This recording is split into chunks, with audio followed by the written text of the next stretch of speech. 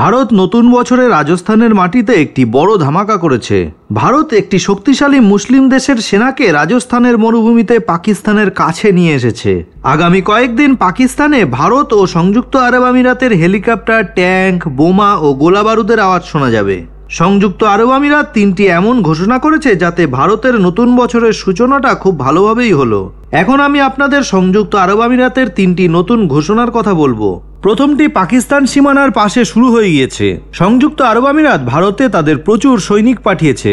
সংযুক্ত আরব আমিরাতের সেনা ভারতীয় সেনার সাথে রাজস্থানের মরুভূমিতে পাকিস্তান সীমার কাছে ডেজার্ট সাইক্লোন নামে একটি ভয়ঙ্কর যুদ্ধাভ্যাস শুরু করেছে। এই যুদ্ধাভ্যাস 2 জানুয়ারি থেকে শুরু হয়েছে এবং 15 জানুয়ারি পর্যন্ত চলবে। এবার দ্বিতীয় ঘোষণাটির কথা বলছি। এই ঘোষণাটি অনেক দেশকে ধাক্কা দিয়েছে, বিশেষ করে আমেরিকাকে। ভারত প্রথমবার সংযুক্ত আরব আমিরাত থেকে তেল কিনবার জন্য ভারতীয় রুপিকে ব্যবহার করেছে। তেলের ব্যবসায় আমেরিকান ডলারকে বড় ধরনের ধাক্কা দিয়ে ভারত সংযুক্ত আরব আমিরাত থেকে তেল কিনেছে এবং প্রথমবার রুপিতে পেমেন্ট করেছে। আগামী দিনে এই ঘটনা পেট্রো ডলারের দাদাগিরিকে চ্যালেঞ্জ করবে।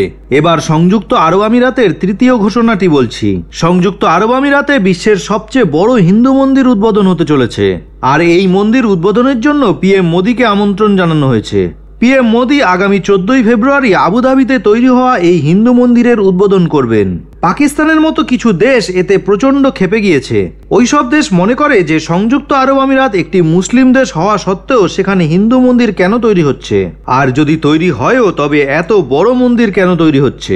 ওইসব দেশগুলির রাগ শুধু মন্দির তৈরি হওয়া নিয়ে নয়, তাদের রাগের আরেকটি কারণ হলো পিএম মোদি ওই মন্দিরের উদ্বোধন করবেন।